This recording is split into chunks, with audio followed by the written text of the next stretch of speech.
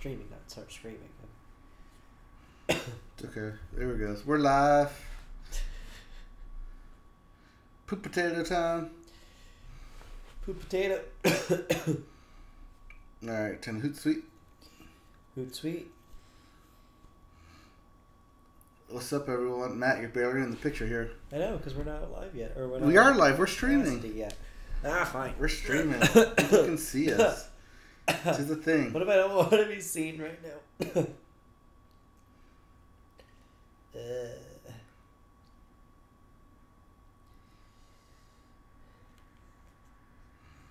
Alex, as of 21 hours ago.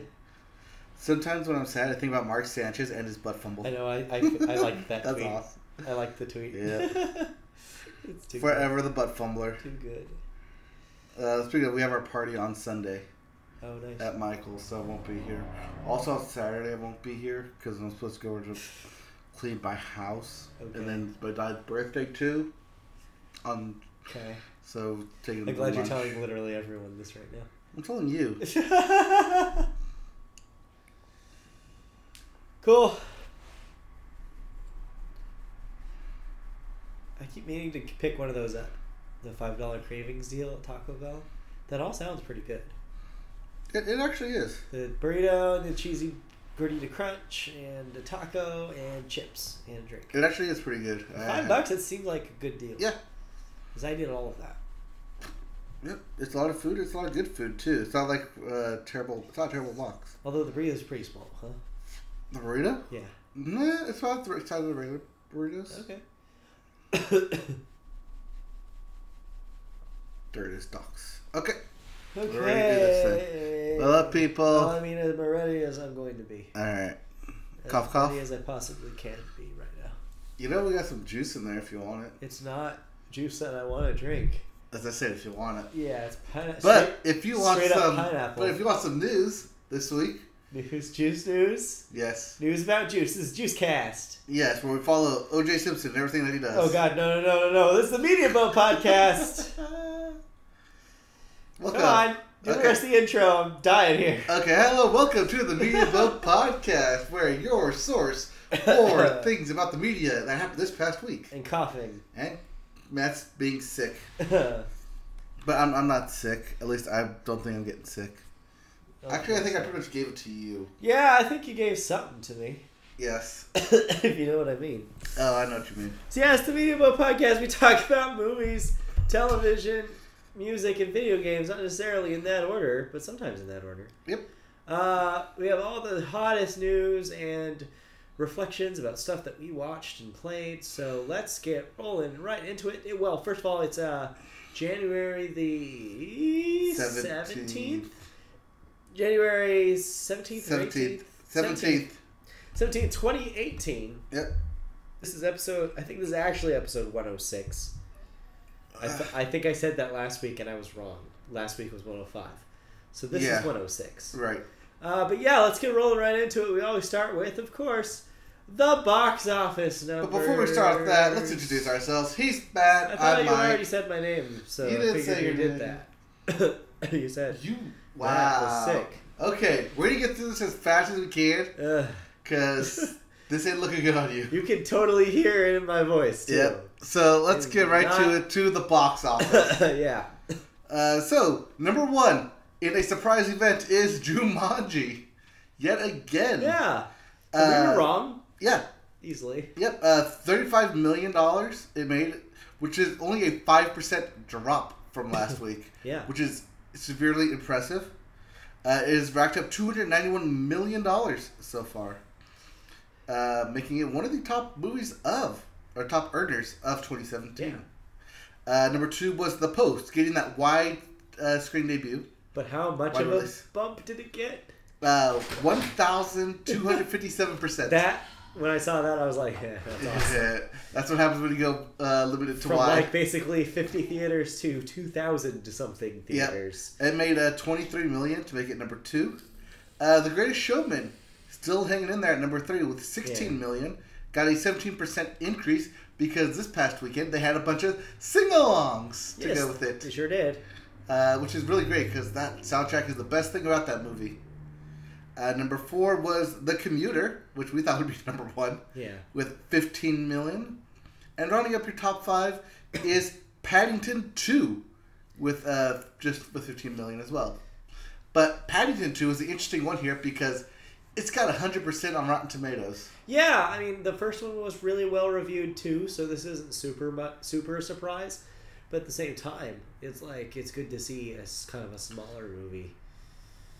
Get that kind of yeah, and does. it's not only that, but it's a family movie too. A family movie getting that critical reception. Which is always good. Yeah. So yeah, not a great week to be a debut movie. It kind of got overshadowed by Jumanji, but what you gonna do? Right. However, that does mean that Star Wars did drop out of the top 5 into... it was number 6. So Star Wars was the number 6 with 14 million. 38% drop. 294 million, which officially passed Beauty and the Beast for the top earner of 2017. And it's just shy of 600 million domestically, which will hit next week. Yeah. But worldwide, it also topped the box office with 1.269 billion, topping Beauty and the Beast there as well. Not bad. Yep. So congratulations to Star Wars. But enough about you. Let's get to the news, shall we? News. Yep. So let's see here, movies. And we're gonna start with Leonardo DiCaprio. What's up with him? Well, he has officially signed on to star in that new Quentin Tarantino movie. Which new Quentin Tarantino movie? The Star Trek one. Oh. No. No. The other one. The other one. The one about the Manson murders. Right. He will be starring... This will be his first film since he won the Oscar for The Revenant. Okay. DiCaprio will be playing an aging actor during the summer of 1969 when the Manson murders took place. Margot Robbie is set to star in the role of Sharon Tate, the one who got hacked up. Yeah. Yep. And reportedly, they are still looking to cast a second major male leading role. And their top 2 go-getters that they're eyeing are Tom Cruise and Brad Pitt to play alongside Leo. Let me guess. They'll be Charles Manson. Has to be, right? I don't think so. No? No, because remember in the description, it was two aging actors. All right. So, I don't think they would be Charles Manson. Okay. It'd be interesting to see if they do cast Charles Manson, because I think Quentin Tarantino would make a great Charles Manson. Be in his own movie. Yeah. I mean, he's going to put himself in there anyway, so... It could happen. I think he'd make a great one. But, yeah. Alrighty. Alright, so congratulations, Leo, on your second Oscar there. Moving on. We'll see. To Fox, but more specifically, Marvel division of Fox. Okay. While they still have it, before it gets over to Disney, yeah. They've shaken up some stuff over there. Shake it up. Yep. So, first up, oh wait, 1, 2, 3, 4, 5. Ooh, I missed that one. Okay, I missed here. So, first up, New Mutants, the horror X-Men that they're hoping becomes a new franchise, is getting delayed by 10 months. It's moving from April 13th of this year to February 22nd of next year.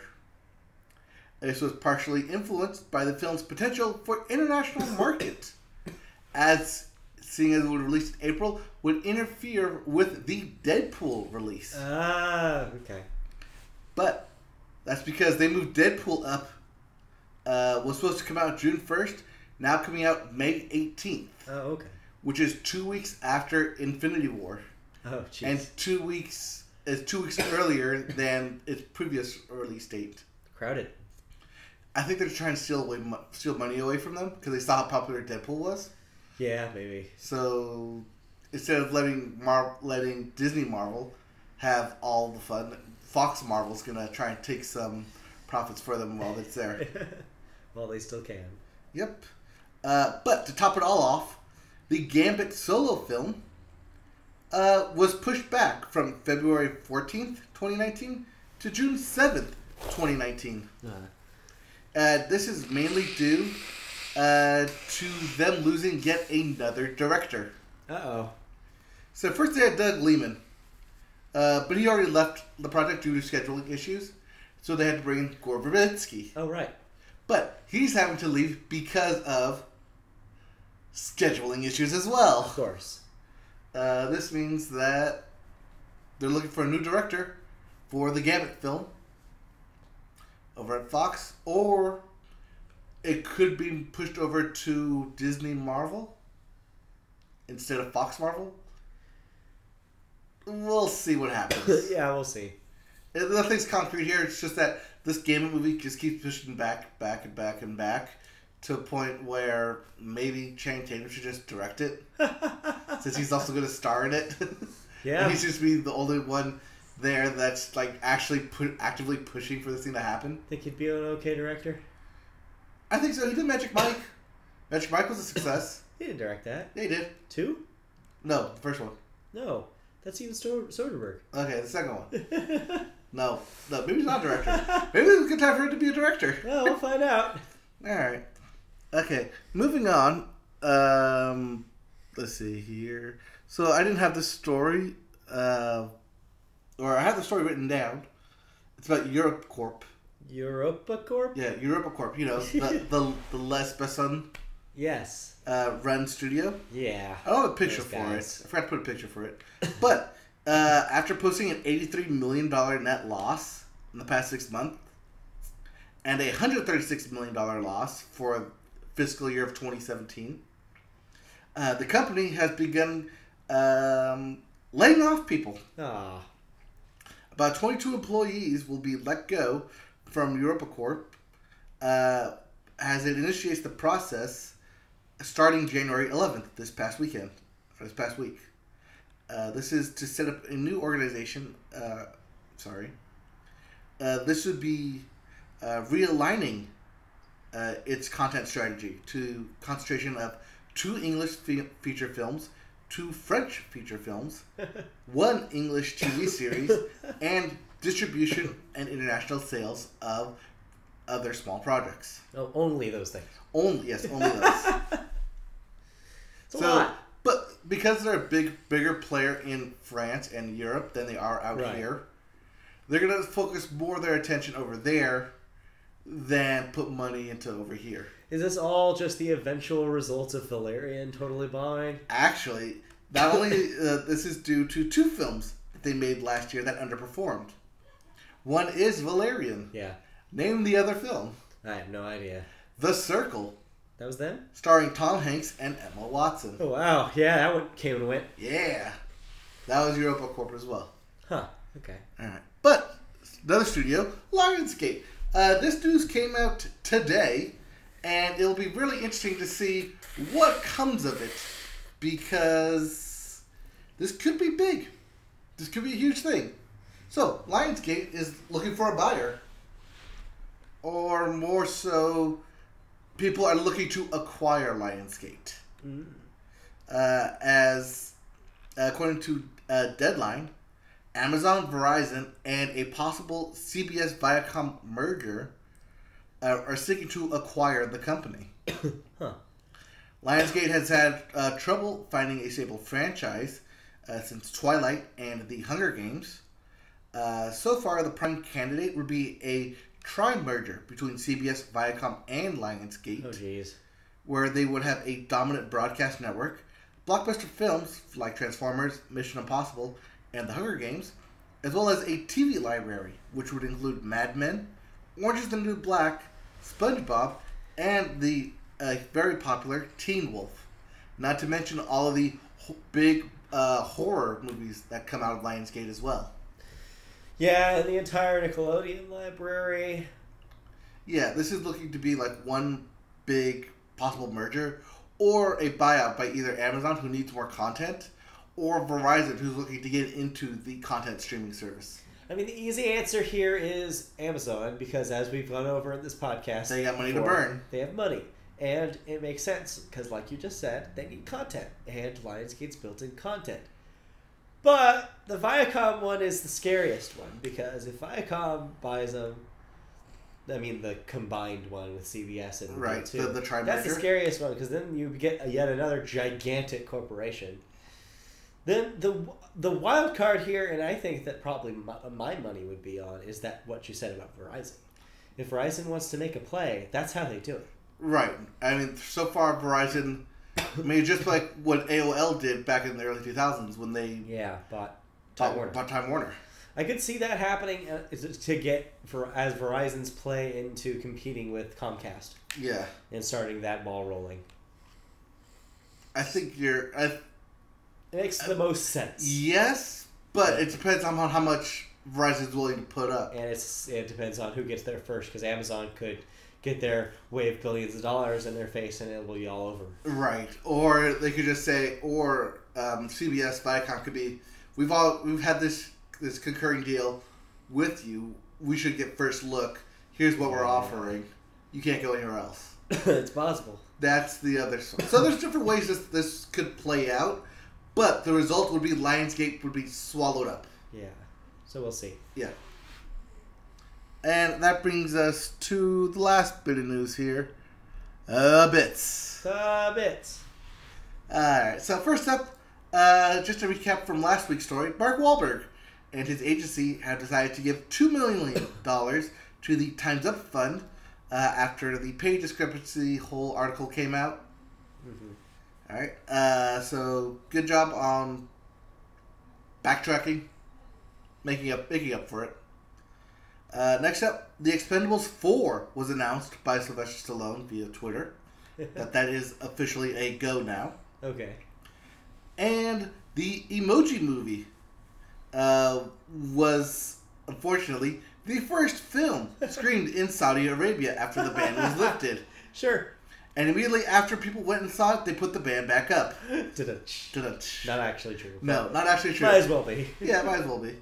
But before we move on to your next story, I just realized, did we skip new releases? Yes. Do you want to get those real quick? Yeah, because we also skipped my thoughts. Oh, well, okay. Yeah. So let's go back to the box office real quick. There's 3 movies coming out this weekend. Yeah. First one is Forever My Girl. My Girl. Don't know what that one's about. Next up is Den of Thieves. This is your cops and robbers movie. Starring Gerard Butler and I think Curtis 50 Cent Jackson. That does sound like a movie that would star Gerard Butler.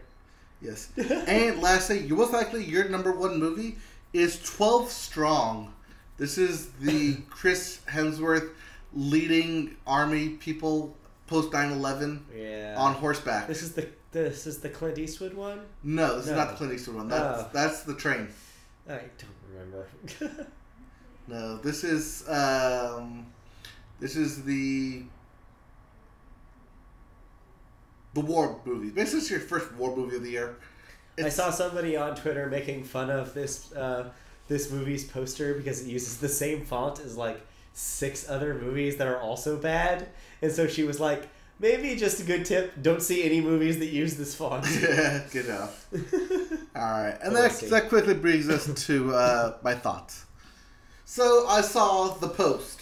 I saw The Post, and I'm going to be real brave here because there's not a whole lot to say about The Post. It's what you think it is? It is exactly what you think it is. It is a Steven Spielberg movie with 2 huge actors in it, Meryl Streep and Tom Hanks, at the top of their game. Okay. That being said, because everyone's at the top of the game, it made me in this weird situation where, well, if everyone's at this high of a level and doing exactly what they need to be doing, are my expectations met, or am I just expecting too much of this film?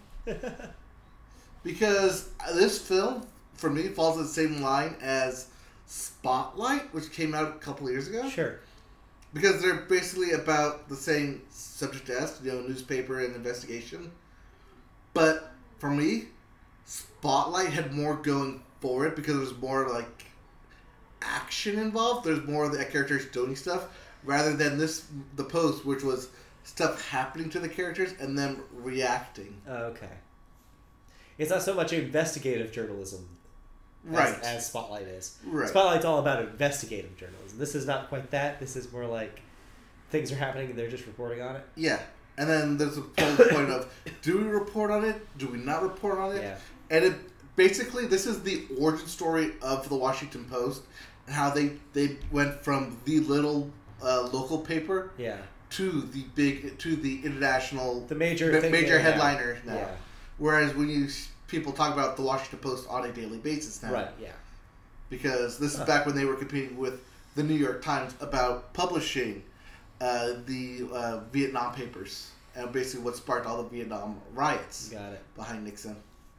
Which, this film's good. I'm not trying to say like anything bad about this film. Is definitely good. Definitely deserves all the nominations for it.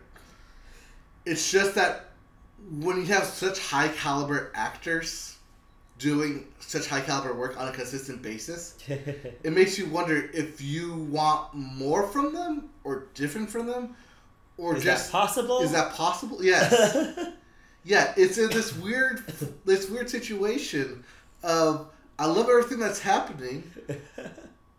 I just not in love with everything because it's what's expected of them. Yeah, that makes sense. But because their expectations are so much higher than everyone else across the board, do I judge them against it or do I judge them for it? Yeah.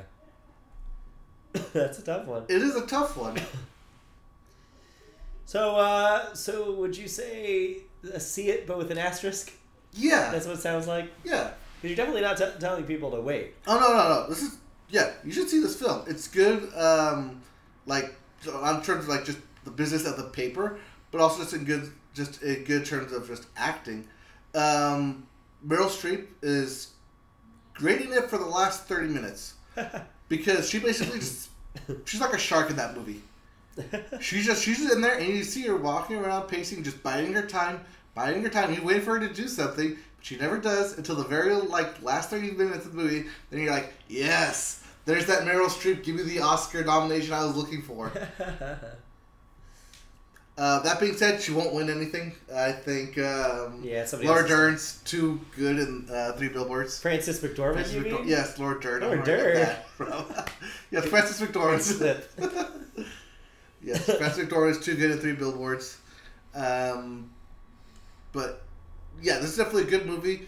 Definitely makes you look at all the other actors in a new light because everyone there is just raises their game because it's Steven Spielberg, because it's Tom Hanks, because it's Meryl Streep, so everyone else brings a lot more. So the supporting cast of this film is phenomenal. Okay. It's the leading that I don't really have a problem with. I just have a problem with. I'm confused. Do you have a problem with it? No. My problem is not that they're the problem. My problem is with me expecting too much of them. Uh-huh. And therein lies the problem. Fair enough. All right, cool. Let's move on. But yeah, definitely go see The Post while it did get a wide release. Go see it. It's in your local theater now. See it instead of Jumanji.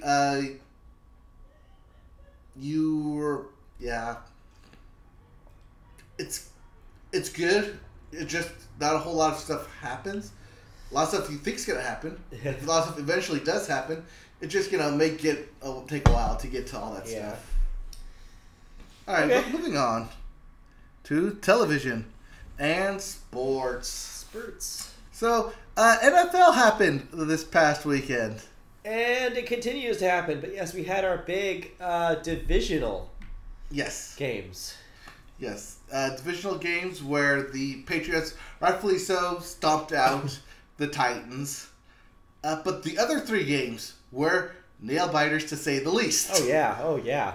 Some real 11th hour decisions were made. Yeah, some classic games were made.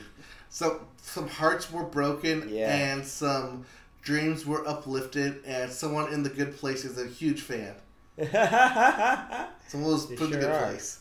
So that being said, real briefly recap, the Eagles beat the reigning NFC champions, the Atlanta Falcons. Congratulations. They will be hosting both the Eagles and the Patriots because they're the number 1 seeds. Yeah. Will be hosting. So, Rosalie through them for the championship. for Super Bowl. Patriots will be playing the Jaguars and Blake Bortles. So Blake Bortles, man, that was a crazy game. They put up a bunch of points. Yeah. 45 points in that game. Stupid amount. But then the Steelers also put up a stupid amount of points as well. They tried to make a comeback at the end, but man, that game was entertaining. And it was basically the Blake Bortles coming out party. Hey, look at me. I'm legit now. Yeah. Like, now do you guys believe the Bortles? Do you guys believe the hype? I'm no longer the punchline of a joke. Literally. Literally. As, Yeah. But Blake Bortles. Yep. Blake Bortles. Then the other game was even more insane. Yeah. That would be the Vikings versus the Saints. So this was looking at the beginning of the game like Vikings were going to run the whole thing. This was 17-0 halftime. Sorry, 17-3 halftime. It got to the point where I left the room. I was just like, I don't need to watch this anymore. The Vikings has got this. Yes. And then I come into the room later and you just say, you missed a crazy ending. And I'm like, oh no, what happened? Well, because even for me, I got to the point where it was halftime. I was like, this is so one-sided. Nothing's happening. Yeah. So I switched channels. I came back to it thinking, okay, let me see the last, make sure nothing happened. And the Saints were up. And the Saints came back and were up. And it looked like they were going to win it until, 10 seconds left? Literally 10 seconds left. No timeouts. Stephon Diggs on a corner route. Caught the ball. And supposed to go out of bounds. Because, time's expiring. You can kick a field goal for the win. Yeah. Doesn't happen. He tries to run it. And gets in the end zone because the safety missed the tackle. Yeah, no one was there. Yep. He basically had daylight all the way. Skull Vikings. So, what are your predictions for the championship round? We're getting there. Yeah. So yeah. Yep. We have our conference matchups. Yep. We have our conference matchups. Okay, then yeah. What are our calls here? So Patriots, Jacksonville. So because it's the Patriots and because it's in New England, Foxborough. Yeah. The safe bet the money is on New England. Oh. Definitely. Oh, the money is on New England for sure. Has the heavy favorite. But that being would said, I like to see Blake Bortles? Oh, I would love to see it. I would love to see a Blake Bortles upset. I think, which is funny because I think they actually can, since Jacksonville has the number one defense in the AFC. Yeah. And if they keep the Patriots from scoring, if they get pressure on Tom Brady. Yep. I think that defense can hold it, and Jacksonville has a good running game in Fournette and a good passing game in the Bortles. But I'm going to put an asterisk here. I saw the news today. No. Leonard Fournette was in a car accident. That's the bad news. That's the bad news. But they have other things they can do. Yes. They have a lot of good receivers out there. You can't cover them all. Yeah. So someone's bound to get open. So, but it's in Foxborough. So yeah, who knows what? I'm not gonna go there. Who knows what'll happen? Yes. Forget Blake Bortles. This is all about the Jags defense. Yes. Yeah. Yes. This is definitely all about the number one defense taking down the number one quarterback. That is your matchup. Yeah. But still, Blake Bortles. I know. It's gonna come down to can Blake Bortles end up scoring. Yeah. Also, the Pats defense is way better than the Steelers, and it was a minor car accident, and he's fine. Gronk for life. All right. That being said, Gronk for life. Fair enough. With the other game. Yeah. Vikings. Well, I guess we have to pick. What? I'm gonna say Jaguars. Really? Yes. That number one defense thing is scary. Defenses win championships. As much as it pains me to say this, I can't believe in the Jaguars here. It's at home in New England. The Patriots will take it. I know. That's why I can't do anything. I can't. I want to so badly. They have everything stacked against them. Yeah. And yet, they're. Because they're in the game, they have a chance. It's Tom Brady. I know. It's Tom Brady. But here's the thing. Tom Brady doesn't play defense. People don't forget that Tom Brady doesn't play defense. But if anything, if he proved anything last year, the Fisher Bowl, anything could happen. I know. All right. Okay, but the other game. That brings us to the other game: Vikings versus the Eagles. This is tough. This is a tough game because neither team has won a Super Bowl. By the way, 3 out of the 4 teams have not won a Super Bowl. All right, Tom Brady and the Patriots are the only ones who won a Super Bowl. Not only that, they've won 5 Super Bowls. The combined quarterbacks for the other 3 teams have 5 playoff appearances. So, safe to say, experience is on the Patriots' side. Easily. All right, for us to afford to go to a Jags game in the fall, they need to lose. That's fair. Yes. That is fair. But anyway, so who do you think has the edge, though? Vikings, Eagles? Yeah. I like Nick Foles. I like Case Keenum. Both of them did play for the Rams. Yeah. But that Vikings defense Yeah. is the factor. Yeah. I like Anthony Barr. I like Miles Jack. They're my UCLA buds. This is one where I would be happy either way. Yeah. I want both. I want either of them to win because I want either of them to go to the Super Bowl, and thankfully one of them is. Now, I'm gonna see the Vikings go to the Super Bowl. Yeah. Because the Super Bowl is in the Vikings Stadium. Yeah. This year. Which would be cool. Which would be cool to officially have, for the first time ever, the home team be in the Super Bowl. So yeah, I'm gonna pick Vikings here. Also, Case Keenum is our guy. Case is our guy. I think the Vikings have the more tools. Yeah. I think that defense is phenomenal, and I'd like to see this go the Vikings' way. Yeah. Especially since they got rid of... this is the first year without Adrian Peterson. Yeah. And... they don't need him. Just to show, like you had him all this time, and you really didn't need him. Yeah. It wasn't like a requirement to have him. Right. They figured it out. Yeah. So then the question would be, if we're in agreement with the Vikings here, then do you think the Vikings would have an easier time against Jacksonville in a Super Bowl or New England in a Super Bowl?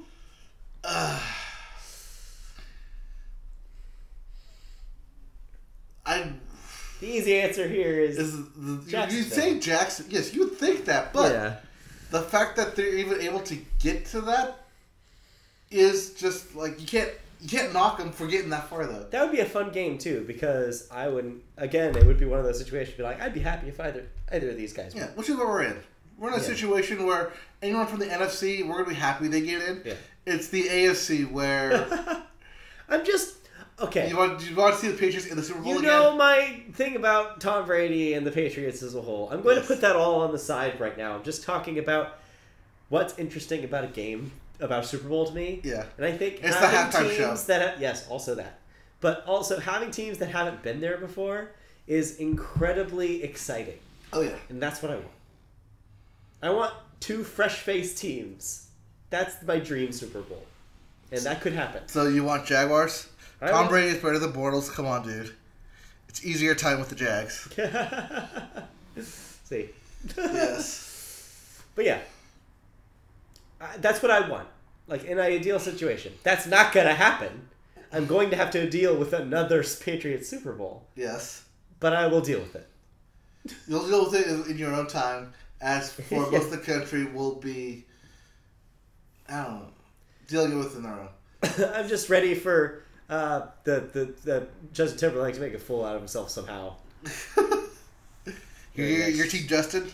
No, Team Justin messes up somehow. That's my team.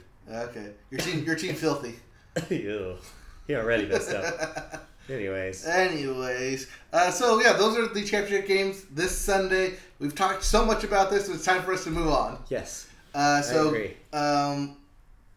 Put simply, whatever team wins, we're gonna be happy. Yeah. We'd just rather see the Vikings win. Yeah. And AFC is a toss-up? I mean, yes. Technically, yeah, it goes either way. All right, moving on to actual TV news. We're in TV segment. That's true. So this is who is this over here?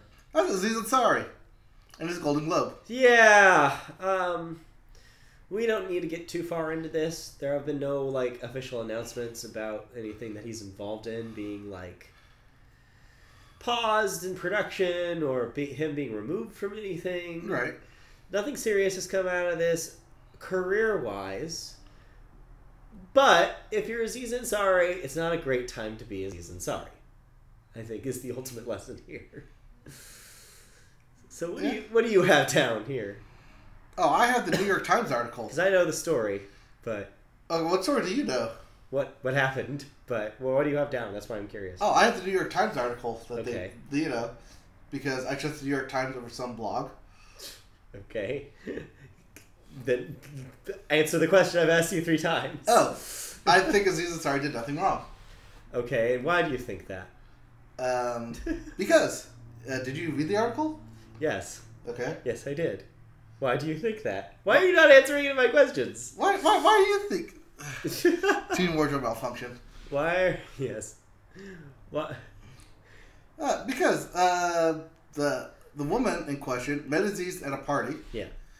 And then proceeded to go on a date with him. Yeah. In a later time. Correct. So first of all, she left her date at the party to go hang out, to go pursue Aziz Ansari. Okay. So clearly she has interest in him. Sure. Then they go on a date. She agrees to said date.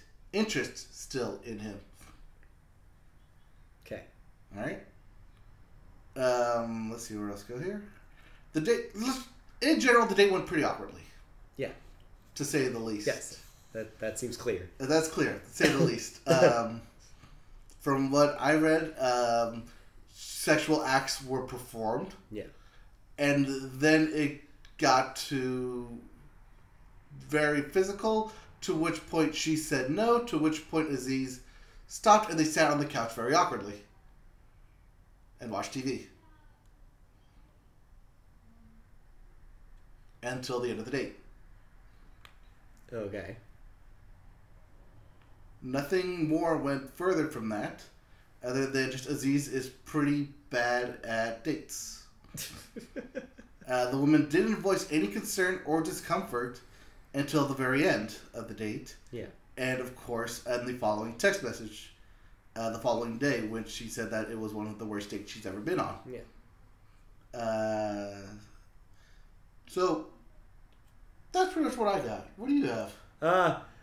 The actual woman's account. Okay. And she retells it slightly differently than Aziz does. And that story recounts it.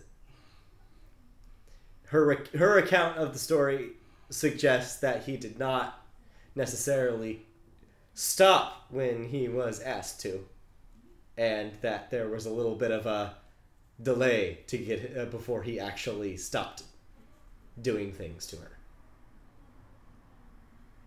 And that's a kind of a big difference between the two accounts. And I'm more willing to believe her direct story. Well, the New York Times didn't necessarily take Aziz's side. No. But they also did contact Aziz. This is the article from New York Times regarding asking the woman in question. Right. About it. So it's still from the same side. It's just that the story leaves out some details that other outlets reported, is what I'm getting at. Some of the details weren't necessary, though. I don't agree. Like the wine thing. I think that the extra details are important. Like the wine thing? Sure. The wine thing is not important.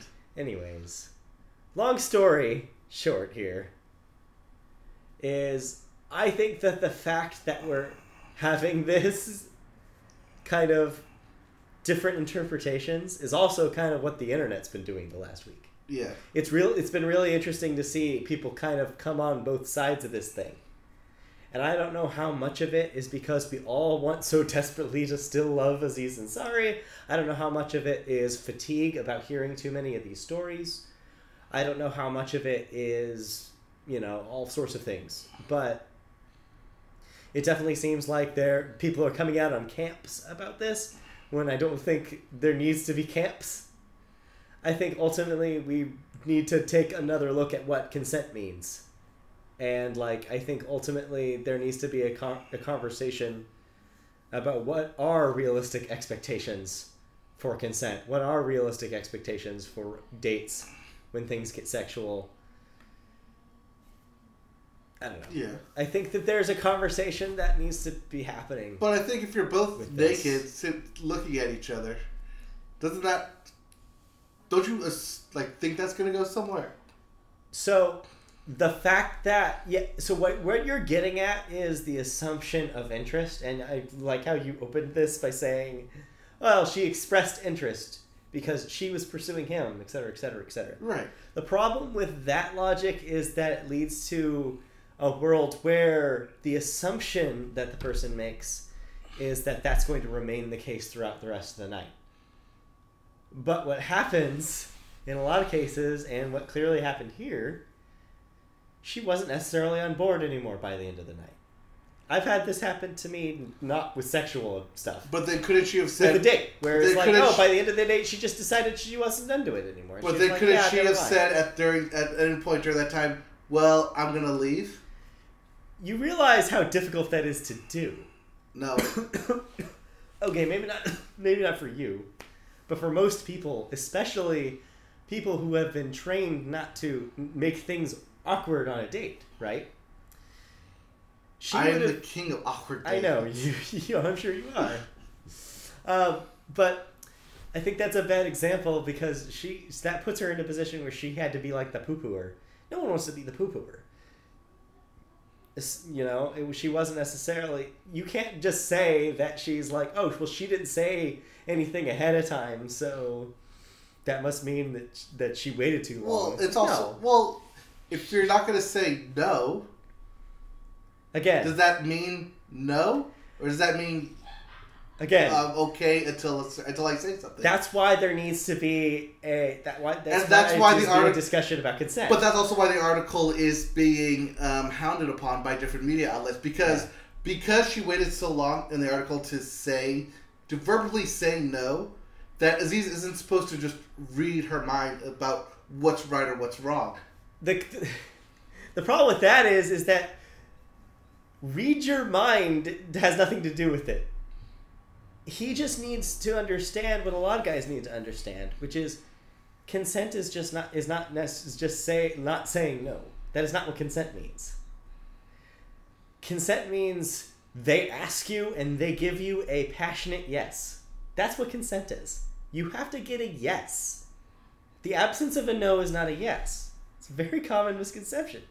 But if I ask you to take off your clothes, you don't say no and you just do it. Well, clearly that's a yes because you did it. But there's no verbal yes. That's a bad example because that's not what I'm talking about. I mean, but that's what the article was. If a guy wants to kiss you, like it wants to kiss you or wants you to have sex with him, the guy should ask, and if the girl says yes, then go for it. That's what I'm getting at. But in the article, there were several steps throughout the date that could have stopped, but kept going. Because it's hard to say no. I don't see what's hard for you to understand this. The part of saying no. It's hard. For a lot of people. It's not an easy thing to do. It's very difficult. But even when he did say no, or she did say no, then he stopped. Right? Not according to some accounts of the story, is what I'm trying to say. But that shouldn't matter. Because there's a core point here. But he stopped, right? Eventually. That's only slightly better, but that's not good, is what I'm trying to say. You should never make assumptions about what's going to be okay in a date. You have to communicate with the other person. And so whose communication was there a lack of? Aziz was asking the questions that he should have had asked. If that he did ask the right questions, then this would not have been a problem. That's what I'm getting at. So just from now on, we should just ask? Yes! Yes! Ask! It's not rocket science. It's not rocket science. No, it's not rocket science. It's not rocket science. It's communication. Yes. Yes, it is. On both sides. But mostly on the side that's kind of ruined women's lives. It's not hard.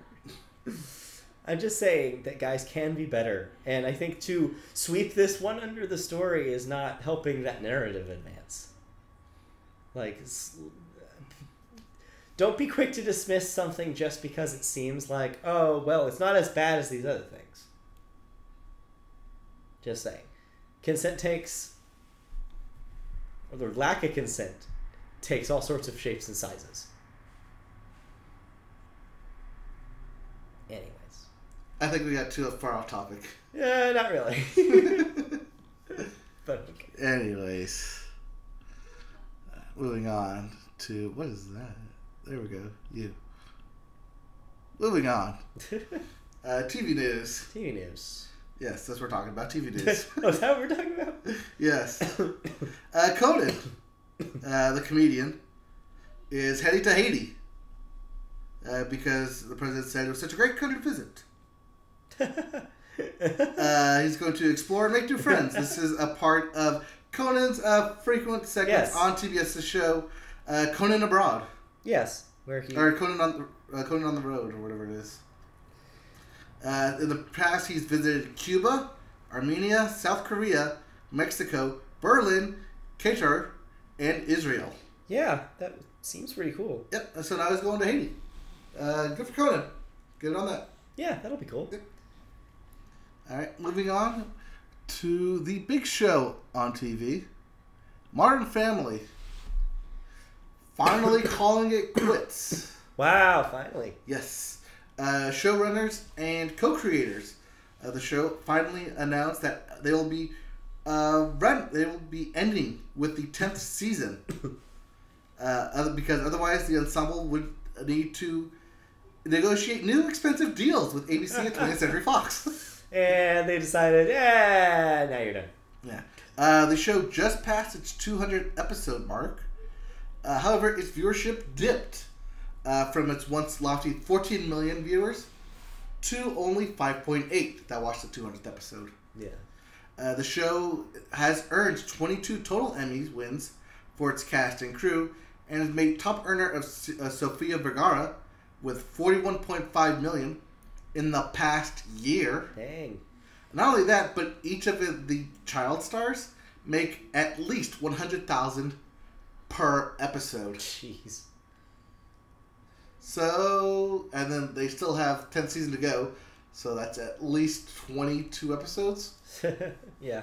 Give or take. Yes, that's 2.2 million for that season. That's a lot of money. For a kid. Yeah. They're getting older, though. Oh, yeah, they're getting older. That's also probably why I have to, think of news, any ideas for them. Yeah. Alright. And that brings us to our final bit of news here. Fire and Fury. So, why is this in the TV section? Because this is definitely a book. Because CNN has talked this thing to death. They sure have. And a lot of news outlets have talked this thing to death, so I figured, hey... Real quick, we should probably establish what this is. Fire and Fury is a book about World War II in 1942. No. The other Fire and Fury. Okay, this Fire and Fury is written by Michael Wolff about the Donald Trump administration. Yes. And yeah, so it notably had a couple things. One, it does not paint a flattering picture of Trump's White House, specifically his actions within the White House. I think any painter would have trouble painting a... Yeah, this is true. a Donald Trump in good lighting. So it's partly, like a big expose on here's all the things Trump says, does, the weird tics he has, the stuff that's happened over the last year. Then there's also the stuff about Steve Bannon, which has gotten really interesting over the last couple days, especially. Yes. With it leading to him being having discussion with prosecutor Mueller, to the point yesterday when it was released that they were basically issuing a subpoena because he wouldn't talk, to today where he said he would talk. It's so confusing. You watch a lot of CNN, don't you? It's on at work all day. Anyways, so yeah. So anyways, the reason this is up here Yes. It's because not only is Michael Wolff a, I guess, #1 bestseller now, but he's also going to be in the TV business. Sure, why not? As Endeavor Content has purchased the film and TV rights to the book for a deal said to be in the 7 figures. Wow. And that is why it is in the TV news. Damn. They plan to adapt the book as a TV series and shop the project around to different networks. In less than a week, the publisher of the book has had more than 1.4 million hardcovers on order. However, only 700,000 of those copies have shipped. Huh. So another 700,000 on order. Endeavor is actually the same company that made the recent deal with Michael B. Jordan for his directorial debut. Yes. About that book. So, yep. Fire and Fury coming to a TV near you. I mean, this isn't surprising. Like, if you recall during the Bush years, they were pretty quickly, like, making movies about that presidency, too. Although most of them were, Oliver Stone made W. Well, that was, like, towards the end. That's towards the end. But yeah, it's like, you saw it happen a lot, like, on TV. You had, like, mostly satirical stuff. There's the CBS, or the Comedy Central show, Lil Bush. Lil Bush, yeah, and the one with, what's his name? But Will Ferrell did a stand-up comedy routine. Well, that too, but I mean, that guy that does all the guy... Oh, Frank Caliendo. Yeah, that guy. Did a Bush... The Bush show, I think. No, he had his own show. He just did several Bush segments. But yeah, it's like, so it doesn't surprise me that we're going to get our Trump content coming in hot and heavy this year. Right. They're coming fast with a Fire and Fury, the likes of which you've never seen. So we'll see.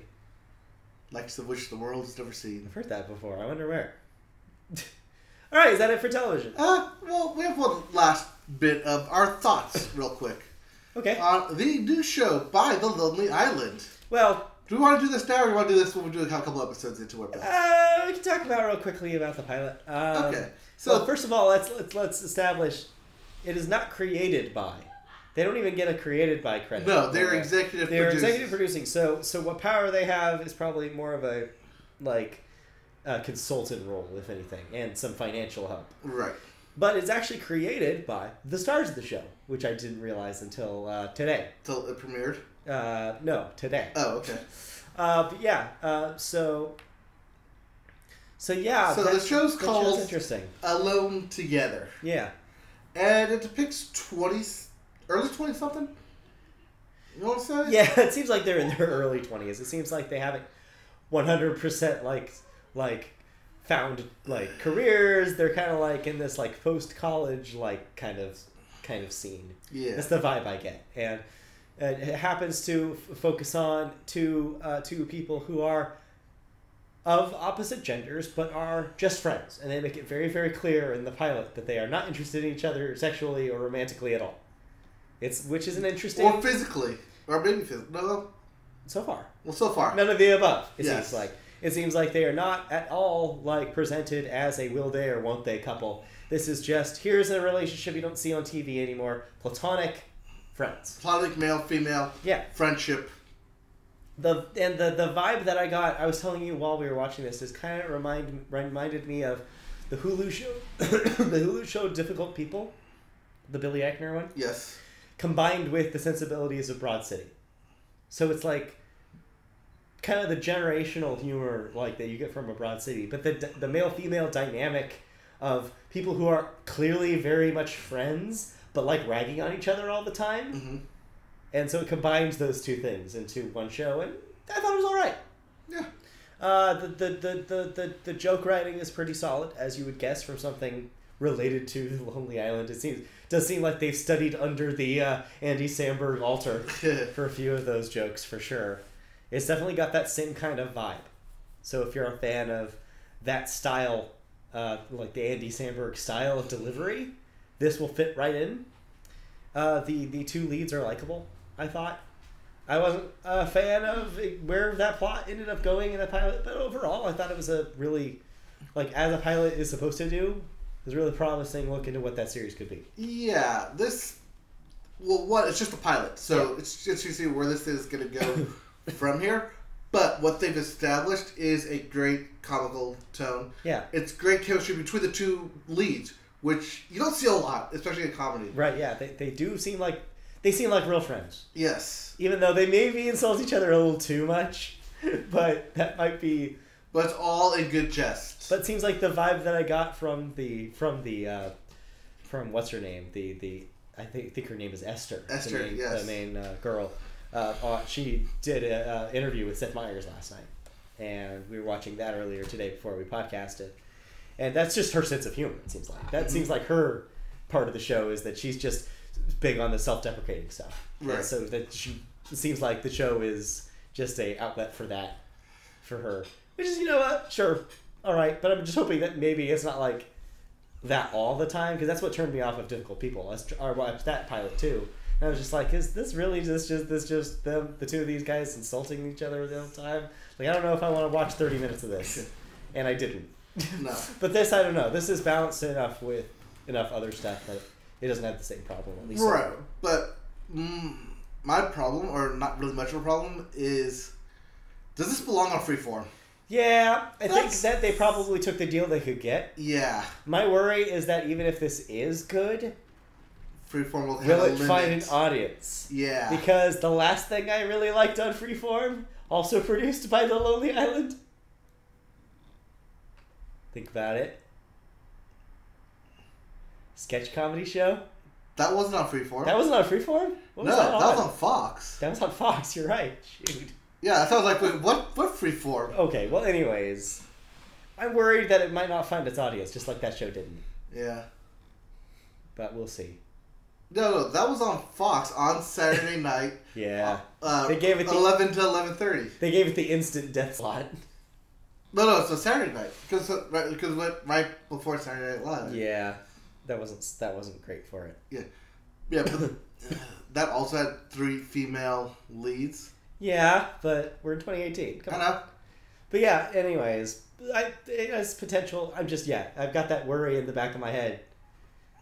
Sounds like you do too. That this thing is on Freeform. Yes. It should be on a network. Mm-hmm. What are they doing? It's gonna die. Bless you. Or if not even network, just Hulu.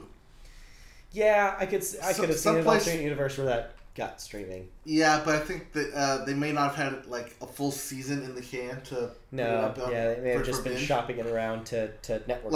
Like here's the first 3 episodes. What do you guys think? Yeah, I'm wondering if they probably tried a network first and then had to settle for cable. Maybe. Anyways, so that's our quick thoughts on Alone Together. We'll have more to talk about it as the show goes on, I'm sure. Yeah, we'll do a full thoughts as the season for the season 1 ending finale. Yeah, I can't think of the word. All right, let's move into cancellations renewals then. First up tonight is the premiere of the assassination of Gianni Versace. Versace. That's on FX. That's of course, the American Crime Story. The next installment, the last one was, of course, the Emmy blitzing People versus O.J. Simpson. Yep. So this is the same kind of the strategy, a anthology series of sorts with a bunch of celebrities crammed into one show. Right. About a famous 6 to 10 episodes. I think 10 episodes. So this will be run for a limited series. Yeah. Single story plot through, but I don't remember if this is a high profile case or not. Because unlike O.J. Simpson, where like everyone was attached to it, not quite the same kind of media circus. No. Yeah. So maybe a different kind of show. Yeah, different kind of show. Because one of the things that the O.J. Simpson one had going for it was you kind of had the story of the actual case juxtaposed against how it affected America. Right. Which was a really cool look. As people who were 4 years old when it was happening, we didn't really get the whole brunt of it, when we were we just do post secondhand. It was a monumental case, and OJ is free. And so being able to see it and be able to oh, this is what it was. If we had been older, we would have understood what was going on here, kind of thing, which is cool. This is a little less known. I know nothing about how Gianni Versace was killed. Right. This is all a mystery to me. Which will be an interesting take because it's less profile but higher in the fashion world. Yeah. Or at least people in the know of it. Yeah, I'm sure there are people, but... Yeah. But yeah, it'll be interesting nonetheless. We'll see. It seems like it's got a pretty stellar cast. Ricky Martin. They found something for Darren Criss to do, so there's that. Yeah. But yeah. Yeah, so yeah, we'll be watching that. We'll report on that next week. Alrighty. Alright, but in cancellations and renewals, Ellen's Game of Games gets a second season on NBC. Already. Snowpiercer, a new series, has been ordered by TNT based off the movie of the same name. Yeah. The Joker's Wild gets a second season on TBS. Same with Drop the Mic, also on TBS, second season. Full Frontal with Samantha Bee gets 2 additional seasons. Woo! For a 3rd and 4th season on TBS. I'm finally watching that after like months of me telling myself I should watch that. Yeah. And it's great. Okay. Like it's really, really good. I'm watching The Opposition. I've heard that that's all right. Yeah, it is all right. It's just we don't get frickin' Comedy Central on View. No, but I do. I do it through YouTube YouTube. clips? Yeah, YouTube puts a lot of its shows on. YouTube. Comedy Central puts a lot of its shows on YouTube, or at least like the clips of it. So you can run them back to back, and it's pretty good. Yeah, I'm liking it. I like Jordan Klepper. Yeah, I'm liking what he's doing with that so show. I'm happy to see him get work. Yep. But. American Dad gets 2 seasons. Sure. 15 and 16. I was gonna say apparently how that long thing has that moved. That thing moved to TBS. It's been on TBS for like a year and a half. Yeah. Fox. I didn't know they moved it. Well, Fox canceled it. Like straight up canceled it, and TBS was like, "Oh, we'll pick you up." But isn't Fox still showing? No. Oh. It has been since it was canceled. It was removed from the lineup because TBS secured all rights. Yeah, they did. It's not even a Fox production anymore. Huh. All right. That's how crazy that is. Yeah. Catch 22 will be a new series on Hulu. Based on the book? Yes. And it will have a 3-hat man, writer, director, and star Oh, shoot. of the 6-episode miniseries event. Good-looking man. That's a lot of people. I know. I like how you thought that was going to narrow it down. Oh, yeah, that's going to narrow it down. George Clooney set to star, direct. Okay, sure. Yep. And write, and apparently write it, too. Jeez. Stand Against Evil gets a 3rd season on IFC. Yep. The Walking Dead gets a 9th season on AMC. That's too many. Cosmos, with Neil deGrasse Tyson, gets a 2nd season on Fox. I saw that. Lady Dynamite is canceled. Yeah. After 2 seasons on Netflix. Chesapeake Shores gets a 3rd season on Hallmark. Okay. Liar gets a 2nd season on Sundance. Liar. The Jim Jeffries Show gets a 2nd season on Comedy Central. Okay. And that new show, 911, gets a 2nd season on Fox immediately after its debut. Yeah, actually, I heard it actually made pretty good numbers in its debut. Yeah. It was like the highest rated show that night or something. Yep. I'm going to eventually watch that. Yeah. And then I'll report either next week or the week following week. Like, we're clearly in the midst of a drama renaissance on network TV. Yeah, I feel like nobody's talking about it, but I think that's finally happening. That's my only thing about not watching it, is that I don't know if I want to devote another 40 to 45 minutes. Because you're watching This Is Us and The Good Doctor as well. Yeah. So you already have to. Right, and then when John Oliver comes back, that's the 3rd one, I'm going to be watching Gianni Versace, which is also an hour. Are you saying there's too much television for you to watch? There's a lot of TV for me to watch. I'm sorry. I don't know what to tell you. I can't just, binge until, the end. Right. Okay. The Shannara Chronicles gets canceled after 2 seasons on Spike. Also, Spike gets canceled. Spike got canceled. It's now replaced by the Paramount Network. Found that out. And lastly, The Tick gets a 2nd season on Amazon. Okay. Cool. I mean, that all sounds pretty predictable. Yep. All right, now moving on to the deaths. First up, Keith Jackson, age 89. ABC sports broadcaster and the anchor of Wide World of Sports. Oh. He was the guy who always went to look at the tape. Yes. Right when instant replays became a thing, he always wanted to look at the tape. Is he the guy that says the agony of defeat? I don't know. The opening to Wide World of Sports? Maybe. Next we have Jean Porter, age 95, actress in Abbott and Costello in Hollywood, Betty Cohen, and Cry Danger. We have Hugh Wilson, age 74, screenwriter for Police Academy and The First Wives Club. Okay. We also have Dan Gurney, age 86, Hall of Fame racing driver and the team owner of the Eagle Club. We also have Edwin Hawkins, gospel musician of Oh Happy Day, and multiple Grammy winner as well. Huh. Next, we have Terrence Mash, aged 86, production designer for Dr. Zhivago and The Shawshank Redemption. Huh. And lastly, we have Dolores O'Riordan. Well, want to try one more time? O'Riordan. Dolores O'Riordan. Sure. And that is, of course... that was, of course, 47. I mean, she was the lead singer of The Cranberries. Yeah. The song Zombie. Zombie. Yeah. In my head. Yes. In my head.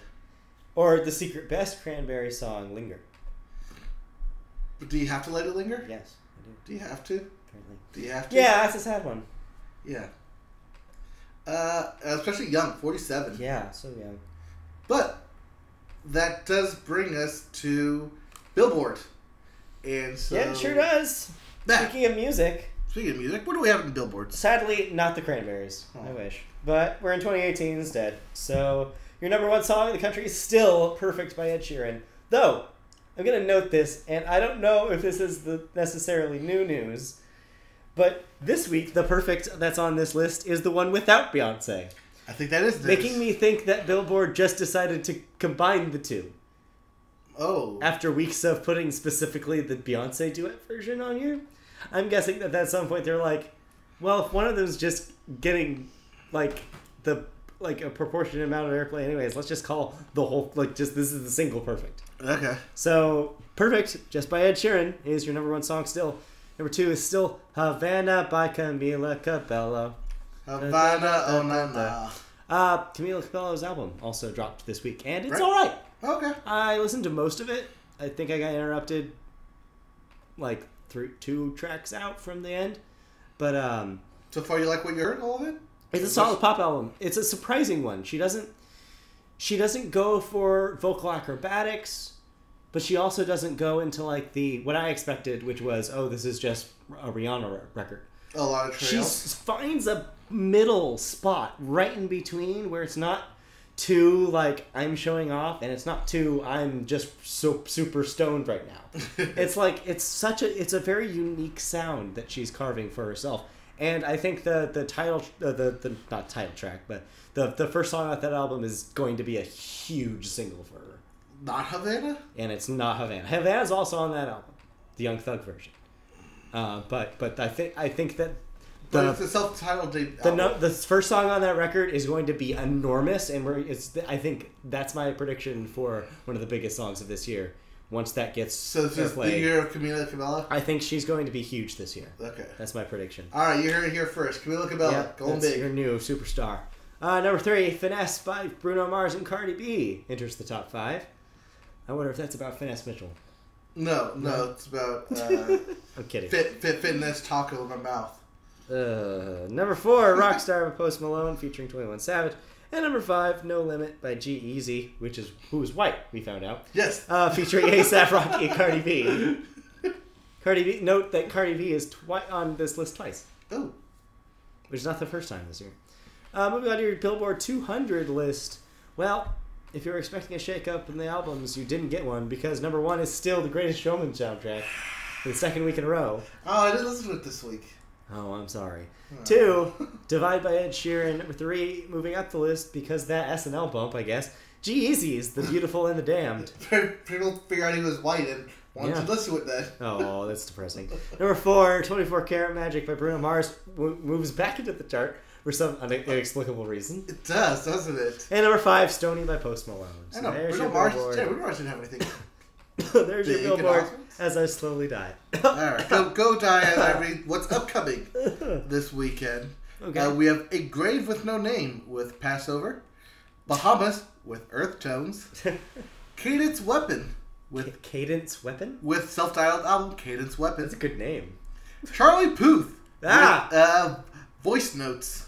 Oh, God. Not voice memos, voice notes. One of the first albums I forced myself to listen to on this very podcast that I didn't want to initially, but it was a major release, was that last Charlie Puth album.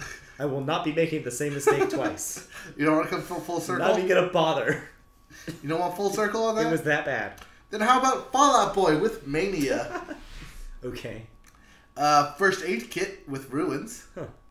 Glenn Hansard with Between Two Shores. Okay. Joe Perry Joe Perry. with Switzerland Manifesto. Okay.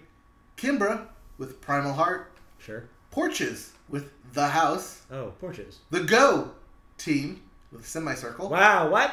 That is Go with an exclamation I haven't point. heard about the Go Team in years. They've got new music? They are halfway around making new music. That was with, cool. with Semicircle. I get it. We also have The Shins with The Worm's Heart, which is actually a reworking of Earthworm. Okay. We have They Might Be Giants with I Like Fun. I'm guessing that would be another of their children's albums. Maybe, yeah. Which they've done several. And lastly, Xylorious White. What? Xylorious White. Okay. As XY Glorious Sure. White with Mother. Mother. Mother. Ooh. Alright. Time to move on Okay. to the cream of Eric Clapton. Disgusting. It is, isn't it? I think it's called that because he was in the band Cream. But yes. Keep going. What about Eric Clapton? Anyways, Eric Clapton, legendary musician, has revealed that he's going deaf. Oh, no. Yep, this is due partly to his age, but also he's got tinnitus, Yeah, that would do it. which causes a high-pitched ringing in his ears. Very common among people who have been musicians all their lives. It's Yep. almost like being around loud noises all the time gives you tinnitus or something. What? I don't know. Just making an educated guess here. Clapton explained in an interview that he fully intends on continuing to perform. Now, in his 70s, the only thing he is actually concerned about is being able to be proficient. In the same interview, he actually apologized for his racist past and hopes to be able to move forward with his life. Oh, that's good. Yeah. That he wants to be better. And next we have band you probably haven't heard of, Streetlight Manifesto. No, I've definitely heard of Street I know Fighter you- Manifesto. I know you have. For sure. Most people. They're the ones that are basically, they're freaking, like, we want so badly to be, what's his name? Bruce Springsteen, that it, like, hurts. Right? Anyway, sorry, go on with your story. Anyways, the band has spoken out against high surcharges and added fees. This story sounds familiar. Yeah, I'm getting whiffs of something we've smelled before. Yeah. So, Ticketmaster added a $20 surcharge to their ticket. Guess how much their ticket was worth? I don't know. $25. Oh. Damn. So, for when you go to buy a $25 ticket, you end up paying $45 for said ticket. Yeah. This resulted in fans complaining and the band having to issue a statement saying, "It ain't right." Quote, "We had no idea until the tickets went on sale, and it's our position that while ticketing fees are a necessity, yes, are a necessity, and a reality in the live music world, paying almost the full ticket price a second time to some company is completely and utterly insane. The band is currently looking to where those fees are going and plan on making it up to those fans who bought a ticket to try and fix the situation." Okay. Basically, yeah. Well, there's nothing more to delve into this. Yeah, it's pretty self-explanatory. But it's just, I mean, in their apology, they did go on to say it's tough when you have a monopoly or a duopoly on live music that you can't get around it. Yeah, especially if you're of a certain like tier of musician, like they are, where they're pretty much only getting tickets from the big guys. Right, and so this sucks. I mean, this is also part of our whole Ticketmaster is bad, but what else can we do about it? Yeah, it sucks when it's this is why there are monopoly rules. Yep. Yeah. But I mean, what else are they gonna do? Buy tickets and then see them scalped? I know. On StubHub? It's a lose-lose. Yeah. I mean, the only way would be to buy them directly from the band, but that would mean hiring someone to put out all those tickets and run that website, and that's just money that they can't afford to. Well, whatever reason it is like all they really can do at this point is like put out statements like this, and if more and more bands do stuff like this, maybe someday they'll figure it out. But I don't know. Yeah. Alright, moving on. To Prince. Okay. Yep. That's right. Prince. Just because he's dead doesn't mean he still can't have a concert. Wait, what? Yep. Prince is having a concert. Uh-huh. The Prince estate revealed a big screen concert with unreleased material alongside a live band composed of former collaborators and special guests. Cool. Prince's video likeness will appear on stage April 21st at the Target Center in Minneapolis, Minnesota. Prince live on the big screen is what it's called. Okay. It will take place during a 4-day event honoring the memory of Prince, who died last year. Tickets will go on sale January 20th through the arena's box office. Okay. Yeah, that's cool. That's a good idea. A good way of doing it. Yeah.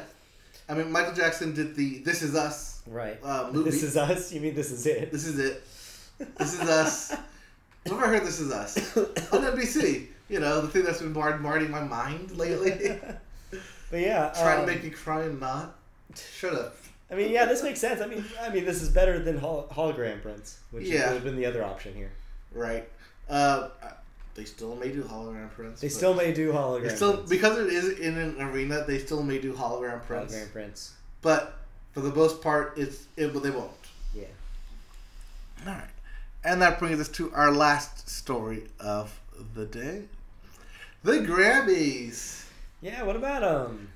So the Recording Academy has announced the 25 songs that have made it into this year's Hall of Fame. All right. To qualify, a song must be 25 years old and hold significance in the recording industry. Okay. First-time nominees getting inducted include The Chronic by Dre and I Will Always Love You. I'm sorry. And yeah, that song. Yes. By Whitney Houston. Although not written by. No, written by Dolly Parton. Yes, correct. But the recording. Yes. Of her singing it. The Whitney Houston version. Yes. That is turned 25 years old this year. Okay. Or technically last year. But yeah. What's Whitney Houston's favorite kind of coordination? What? Hand-eye. All right. So, while they are the recent ones in terms of being eligible, we also have probably one of the oldest recordings. Okay. Take a guess at the year. 1909. Older. 1881. Older. 18. It is the Mary Had a Little Lamb recording by one Thomas Alva Edison back in 1878. 1878. Yep. You finally got around to putting it on the list. Other highlights include Dream On. Dream On. Space Oddity. Okay. I Heard It Through the Grapevine. Okay. And Fight the Power. All right. The 2018 Grammy Awards will broadcast live at Madison Square Garden. Just saying, that would make a boss playlist. Just those songs? Yeah. the very little hand, in the middle there, just to throw you off. But yeah, so they'll broadcast live from Madison Square Garden, not Los Angeles, at 7:30 on CBS Sunday, January 28th. Because it's on the East Coast, it's late. No. That is 7:30 on the East Coast time. Oh, no! So that means 4:30? Yes. So really 5. Yeah. Because it's probably just... No. Because they run until the 11 o'clock news. Yeah. Because it's 4 hours long. It's always super long. Actually, I think they're on the East Coast because the NBA All-Star Game, Oh. I think, is the same weekend. Okay. And that's in LA this year. All right. So that may be why. They had to move. Okay. Yep. But that brings us to our final segment. Let's see where we're running. Video games. Yep. Video games. We have a handful of things to talk about. Yep. But first, we have new games released. We have Mutant Football League for PlayStation and Xbox. This, of course, is the reboot of the classic EA game, Mutant Football League. Right. I actually am interested in that. If I see that in Redbox, I may pick it up. We also have Digimon Story Cyber Sleuth for the PlayStation. Rento Fortune for the PlayStation. The Vanishing of Ethan Carter for Xbox. Okay. Vesta, Vesta for Xbox and Switch. Vesta. We also have Oh Sir, the Insult Simulator, and Oh Sir, the Hollywood Roast for the Switch. Ugh. We have World to the West on Switch. Okay. Yep, and that's it. So that's all your new releases. Alrighty. Coming up in a couple of weeks, we have Monster Hunter. That's in 2 weeks. 26th. Yes, that's the end of the month. Monster Hunter Worlds. Yes, and if you want to play this on the PlayStation, good news. You can get a PS4 Pro Monster Hunter version. Cool. For the low price of $4.99? $99? 99? Yeah. Sorry, $4.49. $4.50 because PlayStation will be doing is also selling the Glacier White version. Okay. However, both of them will be exclusive to Xbox, or not Xbox, misspoke there, GameStop. Okay. So if you go to GameStop, you can pick up either the Glacier White PS4 Pro or the Monster Hunter PS4 Pro. Cool. The Glacier White will, of course, be $3.99, while the Monster Hunter will be $50 more for the game. Yeah. But both will be limited edition, or until supplies run out. So let's get to our gaming news with Nintendo, because they had not one but 2 big announcements this past week. They did. So first up, we have the Nintendo Direct that happened, where we got information on a Dark Souls remastered. We talked about this last week. The Nintendo Direct? Yes. We did? Yes, we did. I don't remember this. We totally did. I think you mentioned it at the very end. We went through every single bit. I didn't. Yes, we did. No, we didn't. We 100% did. I don't think we did. Because we talked about the Dark Souls. We talked about the Kirby game. No, we talked this off podcast. Is that off the podcast? We talked about this off podcast. I could have sworn we did it here. I swore we talked about it off podcast because the thing didn't happen until Thursday. Oh, this has been a long week. Because the Direct didn't happen until Thursday after we podcasted. Yeah, maybe you're right then. So anyways, well, shit then. Yeah, I guess we haven't talked about this. No. Other games include DK Tropical Country Freeze. Wait, Donkey Kong Country Tropical Freeze. Yes, is the name of that game. Country Tropical Freeze. Donkey Kong Country Tropical Freeze. Yeah. Yes, that's what I said. Yeah, what'd I say? Donkey Kong Tropical Country Freeze. Okay, whatever. Also, speaking of Donkey Kong, he joins the Mario and Rabbids Kingdom game. Yeah. In DLC. Luigi update. You can play as Luigi in an update for Super Mario Odyssey. Yes. As a reskin, New Game Plus type thing. But the big news, we get a port of Hyrule Warriors. from the Wii U. Yeah. Yay! Whoa. But we also get a new Mario Tennis, which may be a reason to pick up the Switch. That is exciting. Yes. Not only is it a brand new Mario Tennis, there's a story mode. There's going to be a single-player story mode, which is exciting because that's something they used to only do for the handheld ones. Yep. So that's awesome.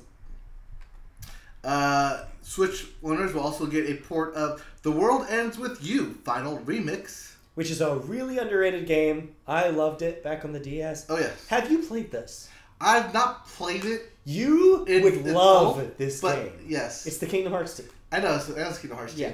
You would love this I game. know it's a Kingdom Hearts team because the guy, Neko, appears in Kingdom Hearts 3 Dream Drop Distance. It's kind of a shared universe now. Yeah. And it's designs by Tetsuya Nomura. Yep. And it's like, it's very up your alley. This is a remaster of that game. Right. Because this was a Game Boy Advance? It was DS game originally. And the DS version is still the only version to actually have... The way the game battle system worked is that you had to watch the top and the bottom screens at the same time. Right. Because you would control what's happening on the top screen with the control pad and on the bottom screen with the stylus at the same time. I know. It was insane. Later adaptations of the game, like ports to phones and stuff, would remove that layer to it and just make it a little easier. Right, they just do the stylus at the bottom, I think. But this version will probably be the same. So, still, nonetheless, a really cool game. Those are really cool characters. And it's, I guess, for you Kingdom Hearts completionists, it tells you there's those characters' stories. Yeah. Also, Pokken Tournament will get 2 new characters and 2 new DLC, 2 support characters. So, we get Aegislash as a playable character. Which I thought already happened, but maybe I'd seen, footage of. I think that was the announcement that, hey, we're going to put him in at some point. Maybe. But this is the official one. So not only do we get Aegislash, but we get Mega Rayquaza and Mimikyu. Mimikyu. Those will be 2 supports for the first batch. Yeah. But the second batch is where it hits home. As we have Blastoise as a playable character with support characters Mew and Celebi. Cool. I've seen that they're doing a little generational thing there. Yeah. Although that doesn't make sense for the first group, but it does make sense for the second group. Mega Rayquaza and Mimikyu? Yeah, because, those... And Aegislash. Well, I guess it doesn't really make sense for the second group either, because Celebi is technically second gen. Yeah. Never mind. I'm not talking any logic here. Alright. But that's not the only news Nintendo had this past week, because as of a couple hours ago, Nintendo released Nintendo Cardboard. Oh, no. I know. Lubo? Is that what that's called? Yeah. So, Lubo appears to be cardboard-based accessory, and presumably a game that goes with the cardboard accessory, for your Switch, where you can fold... Labo. It's Labo. Labo, sorry. Labo. It seems like you can fold and make craft projects, sort of, with these, kits of... this kit, I guess, singular, of cardboard, and that attaches to your Switch and or Joy-Cons in ways where you play games with it. Mm-hmm. And so this video, they put out a 2.5 minute video today that broke down a lot of the use cases, and it looked like there was one bit where a kid was wearing the entire Lubo construction on his back, like a backpack, with tethers. So he was acting like a robot, and in the game, he was a robot. And there was stuff like a piano that could be played by placing the Joy-Cons on either side of the construction that you made. There was even a thing where you made a toy bird and you would interact with the toy bird. It's insane. Nintendo is basically making a toy for the Switch, but it's also a video game, but it's also a construction set. It's weird for Nintendo to do something like this. It's such a Nintendo move because it's so anti what literally everyone else in the industry is doing right now. Yeah. Sony and Microsoft are having an arms race to see who could get to VR. pure 4K and VR. And Nintendo's over here being like, That's actually this comment I just read. Play with this box. VR, future video games, Nintendo. Cardboard! Yeah, it's such a Nintendo move. But it's cool, and it could potentially be something really creative, and if the game's good, it could be a really cool thing. Yeah. it's interesting to see what Nintendo thinks people want to buy. Or they don't think. I don't even think that's even a conversation they have anymore. It's just, hey, what's something cool we can do? Yeah, I think since the Wii, they're just, what do we like? What do people want that they don't know that they want yet? Right. And they put it out. And people love it. So, yeah. Well, except for the Wii U. Yeah. But we're not talking about that. No. So, yeah. That seems cool. So, Nintendo, once again, knocking it out of the park. Good job. So far. I think it's not out. We don't know what it actually does. I know, but hype on it is... Yeah. People are freaking out. Yeah, people are weirded out and freaking out. Of course, this follows the announcement that Wii is now the fastest video... Switch.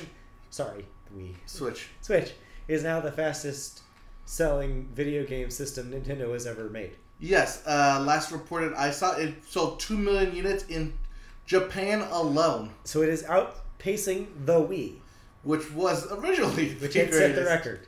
Yes. So, yeah. The fact that it is outpacing the Wii already, not even a year into its life cycle. Full year into the life cycle. That's in March. This could be your top selling video game console. Until Nintendo makes the next thing. Second to the PS2. Which is weird to say, because in a recent interview, Nintendo said that they intended the Switch to be a lifelong console. Yeah. Or have a long-lasting life. It might. I could totally see it happen. Seeing as the Wii lasted 7 years? Yeah, the Wii had the benefit of the fact that the other two console manufacturers also dragged their feet about a new console. Yeah. If you recall, that generation was forever. The generation lasted so much longer. The PS2 and 360? Yeah. 360. Yeah, they lasted PS3. At least 10 years. 360 PS3 Wii was like freaking 7-8 years. To be fair, I mean, they were still making games for the PS2 up till like 3 years ago. Yeah. So, yeah, I think that it could have a long tail. It all depends on where the market is. Like, if the market stays around with the Switch, then they have a chance. But if the same thing happened with the Wii, where there's a huge drop-off 3 years in, then who knows? Right. So, we'll see. We'll see. Content is the big thing. Yes. Can Nintendo keep producing content people want? Can they keep making good games? Can they keep convincing third parties to make games for them? Right. Because right now, they've hit a sweet spot where people are making games for the Switch. If that goes away, who knows? But we'll see. Or they just do something like Mario Maker where we make our own games. Well, yeah. That's every Nintendo system. They're still going to make their own games. But... Yeah. Oh, yeah. But, yeah, chances are we might even see a sequel to Mario Maker. Yep. I would like that. All right. Alright. So let's move on then to Overwatch and Blizzard. Yeah. So last week the Overwatch League officially got underway. Yeah. Up here in LA, Burbank area, with a new stadium. 450 capacity stadium, and they even got ESPN to cover it. Damn. Yeah. Big dogs. So, yeah, I mean, I don't know how much bigger they're going to be, but yeah, big dogs. For now. For now. During which they announced that Twitch will be the exclusive place to watch the Overwatch League. Okay. At least for the first 2 seasons, until they get stadiums set up across America. As we reported previously, Patriots owner Robert Kraft has expressed interest, and I think he actually bought a team as well. But has purchased one team in the Overwatch League, but 2.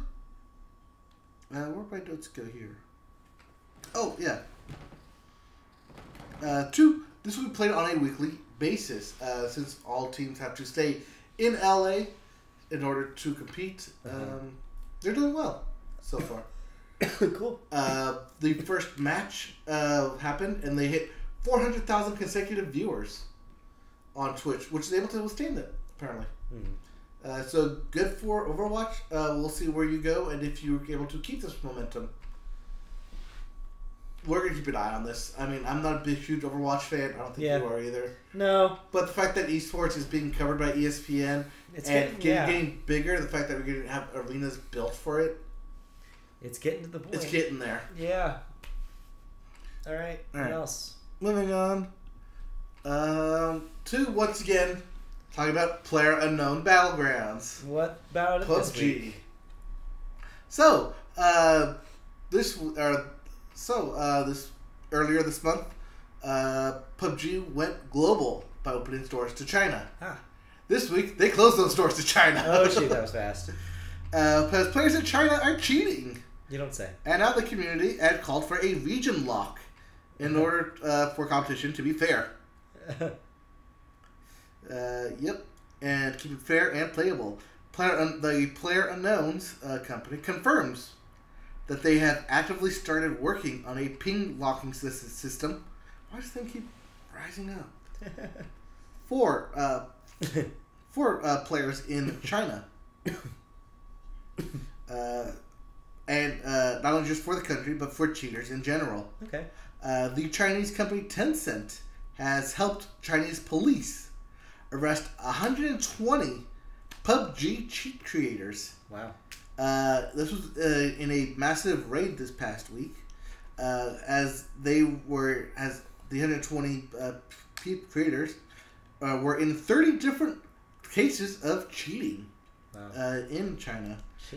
These advantages range from X-ray vision to auto-targeting to a bird's-eye view of the map.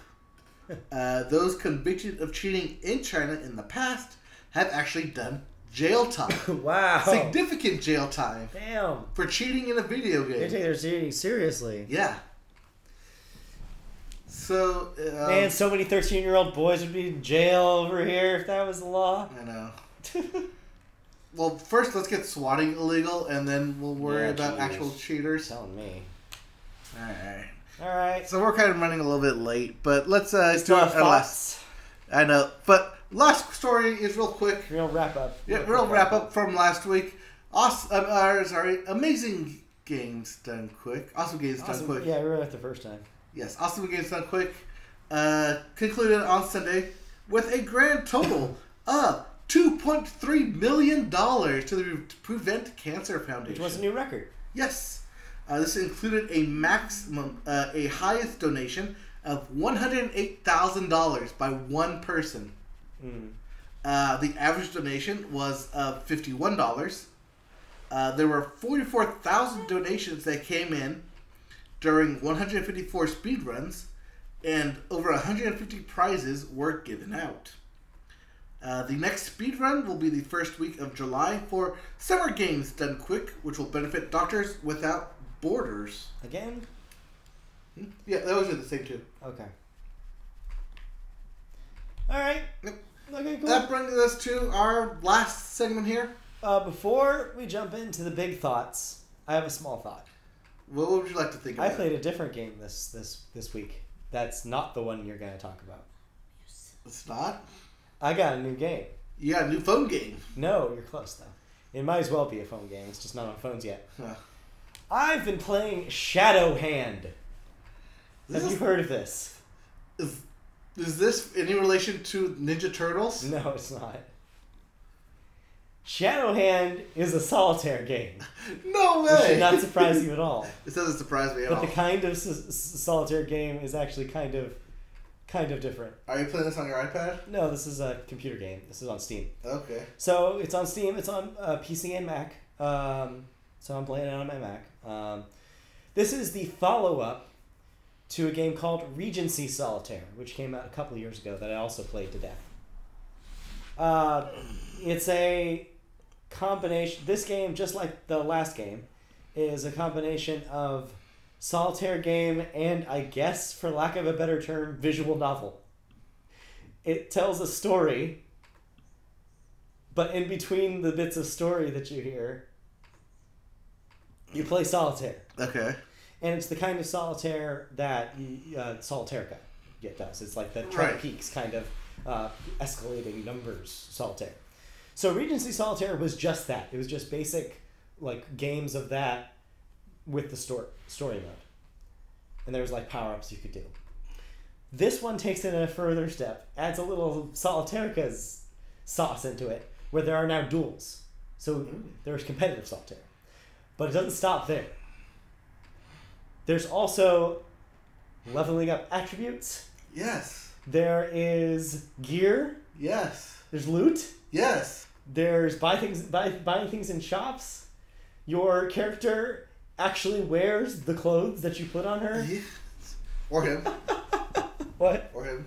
Or no, her. It is. You don't get to create a character. Oh. It is a story about a well-to-do society woman in the 1900s who goes out one night in seek of her companion, who is female, and gets basically their coachman gets shot. And so after some things happen, she decides to live a double life as a thief. And So when does she play solitaire? That's how she battles. So, for example, if you get approached in the woods by a guy, you go into duel mode. And then... And the screen flashes and then... then you have... Your turn is kind of like Solitaire, is however many cards you can eliminate. The more cards you eliminate, the more points go to your weapons. Oh, okay. And then you all share the same board, but your turn... you share the same board, but okay. your turn gives you weapon power. God, this is so hard to talk. So it mixes in these duels with the traditional just solve this board. And it goes back and forth between them. And there's, so far it's pretty cool. The story is, it's what you expect it to be. It's not the highlight here. No. But it's fun. But you like the gameplay. It's a lot of fun, and I really I loved Regency Solitaire, their last game, but this time they were just how can we make this so addictive that you can't stop? And they did it. Nice. I can't stop playing this thing. So yeah, it's pretty good. So that's my recommendation of the week. But is it free? No, it's $15. Okay. That's the catch. It's kind of a big buy-in if you're not super on board as much as I was. But yeah, $15 on Steam. Go seek it out if that sounds appealing to you. Go seek it out? Go seek it out. Okay. Also go seek it out. Why not? Alright, but that's not all we played this week. No. But because my voice is dying, I'm going to let you take this one. Okay, so because this one game appeared on so many top 10 lists at the end of the year, and some people talked about it as a contender for Game of the Year, we figured, okay, there must be something to this Nier Automata that I'm missing, because it's a Japanese RPG. Yes. About robots in a post-apocalyptic future, and that is the basic premise of the story. The interesting part about this comes in the gameplay and the story, because it delves so much and leaves so much within it that it makes you want more, and makes you constantly play the game and find out more. The problem is that there are 26 different endings. And I know this because they do it by letters. Yeah. So you have A, B, C, and then all the way to Z, depending on what you do throughout the game and when you die throughout the game. As I realized while playing it, that if you die too early, then you get an ending. Or if you die during a major battle, this ending happens. Major battle. And if you die during side quests, they just you just died, and then things happen. Yeah. You weren't able to complete the mission. But because there's so many different endings, it makes you constantly want to play the game to try and find them all. But at the same time, you don't want to continuously die, because you're trying to get to the true endings. Yeah. And also trying to discover all of the secrets that every game has. That the game is trying to tell you. Because if there's anything I learned about playing Japanese RPG games is don't trust anything they tell you.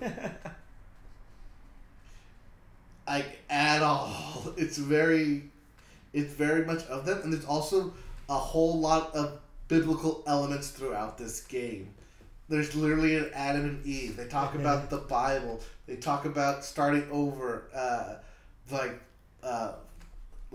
Do our androids people? Are they human? What makes them human? What makes androids different from robots? what if a robot gains sentience? Does that make it an android? Can a robot or android have emotion, feeling? Can they be horny? Thought, horny? Are they veiny? Do they make kids? Does the little sister ever find out how to make babies? Oh no.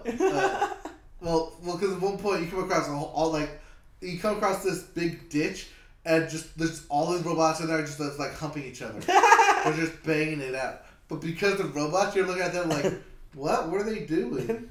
They know no good comes out of this, right? Yeah, but because they're following human knowledge, they want to be humans. Because they're trying to be human, they're following human knowledge, and this is what humans did.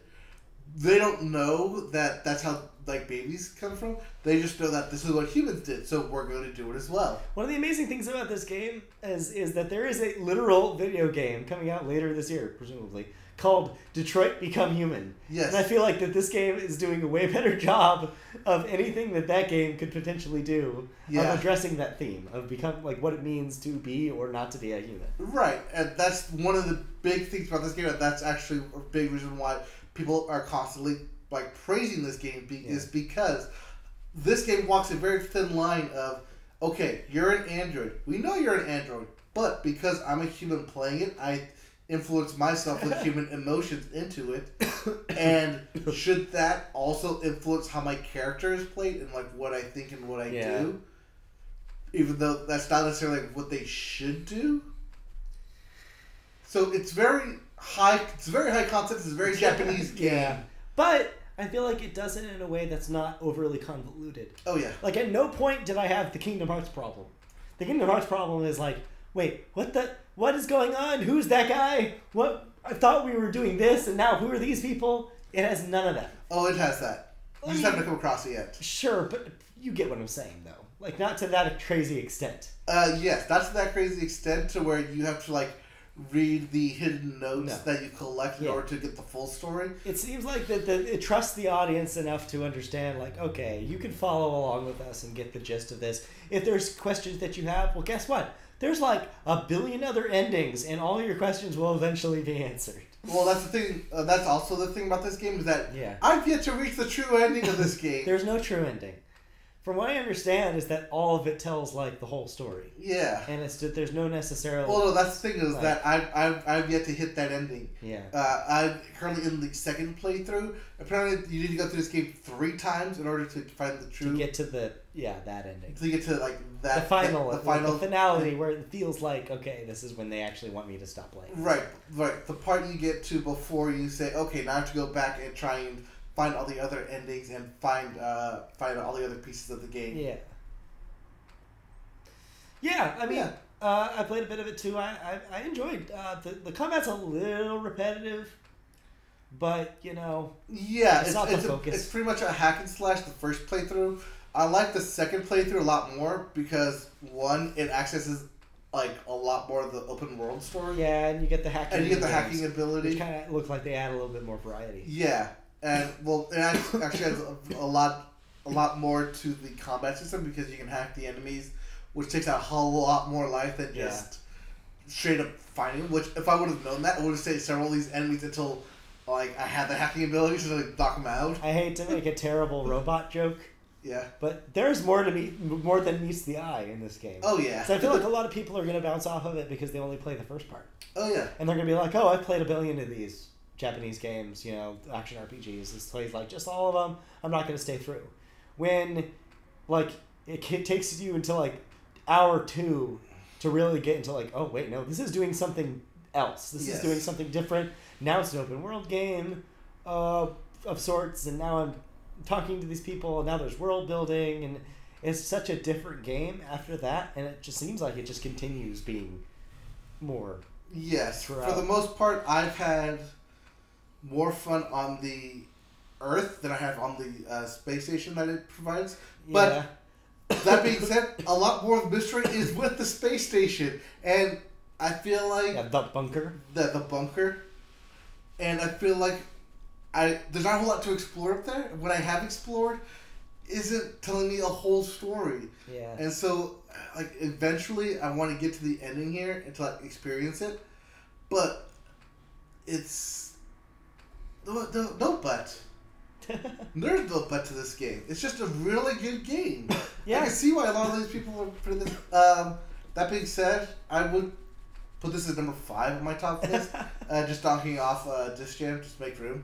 Yeah, I feel like if we had played this last year proper, I do think it would have probably been on both of our top 5s. Yeah, but this game is definitely. It's not the best game. Because of the combat, but it does things. It does a lot of story elements right that definitely make up for it and definitely elevates the game. Which sounds like the same argument we made for Wolfenstein. Yeah, they're very similar when you think about it. Yeah, except they're not similar at all. No, one's a shooter, one's a hack and slash.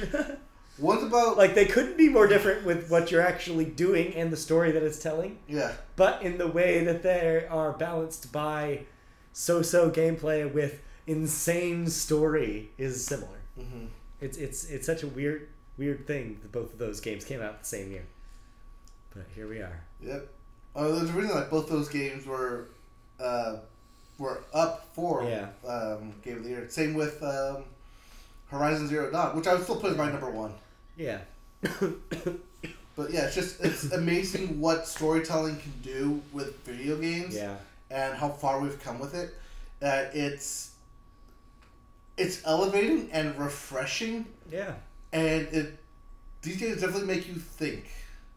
Yeah, we're getting to the point with storytelling in games where it's not just we're gonna tell a real quick story and get in and get out. It's being more like, no, we're gonna actually address themes. Mm-hmm. Somebody used this game as an example late last year of the trend of auteur games. How more and more games are being led by a single person with a vision. The guy behind the Nier series is this guy named Yoko Taro, who is kind of this eccentric dude who always, the big moon hat that the strange resistance woman is wearing. Yeah, he wears that. Oh, in all public appearances. What? He wears that on his head. He does not appear without it. Okay. Yes. That is the man who made this game. You kind of getting why this game is as weird as it is. Yes. Because he's just a genuine, he's a guy who this is genuinely what's on his mind. This is the thing he wants to make a game about. Right. Is, thinking about life and what it means. And it's just that kind of dude. Yeah. And so, they're talking about, how it's this and a lot of Wolfenstein and, we're getting to the point where games are so like these big emotional games are driven by a real singular vision behind them, and that's really cool. That's something that it took a while for games to get, whereas movies have been there for decades. Right. Well, it's because games have been seen as entertainment. Yeah. Whereas now we're getting into more cerebral in terms of just film. Thinking. We're seeing the more artsy experimental movements in games affect mainstream games. Yes. It's taken a long time for it to get there. Mm-hmm. But we're finally seeing in the 2000s all the the indie game scene now directly affecting what we're getting in AAA, which is cool. Also one of the big things about this game is that it switches constantly. Yeah. From 3D to side scroller. It's side scroller sometimes, it's a top down game sometimes. It's a open world third person game sometimes. It says a lot. There's a lot in this game. It's a puzzle game sometimes. Yeah. There's a lot in this game. There's a lot to take from this game. For sure. This is not something you can just blow through in a half hour. Yeah. This is definitely something that you got to sink your time into. All right. So I think we talked that one to death. Yep. And I think I've talked myself to death. So, I think you have. Let's wrap this up. All right. So if you've liked us and you want to see more of us, you can. What do you know? We have a Facebook account, or you can tell where we're going live when we put new stories on our website. We've got a website, MediaBoatPodcast.com. That's true. Go there. We put up news stories daily. We put up box office releases. Well, maybe not so far this week. Oh, yeah. Since I'm a little under the weather, I have not had the drive to do it. Right. But next week, we'll be back to daily news stories. Yes, we're doing stories. We had a Black Panther hype video came out for Martin Luther King Day. Yeah.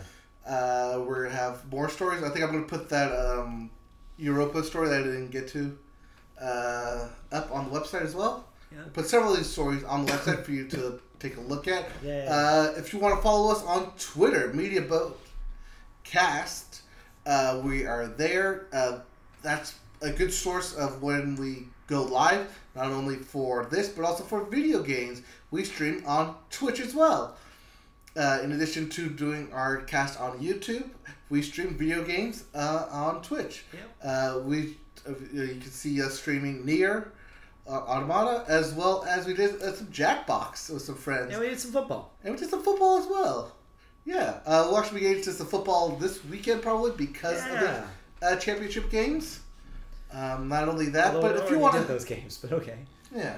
No, the championship games. Yeah, I thought we did them. Oh, yeah. But we'll do more of that. If you want to help us out and give us some money, we can really use it. We have a Patreon set up. Just search for Media Boat Podcast on Patreon. If you want to donate to us as little as $1, we are on iTunes. We are on Podbean. If you want to, it's our hosting site.